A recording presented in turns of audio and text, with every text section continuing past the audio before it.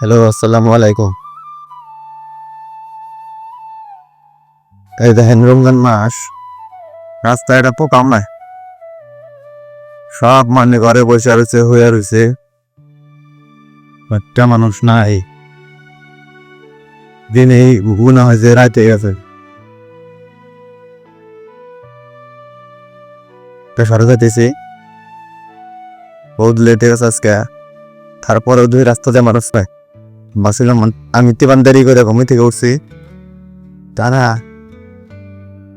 আরো আছে যারা এখনো ঘুম থেকে উঠেই নেই।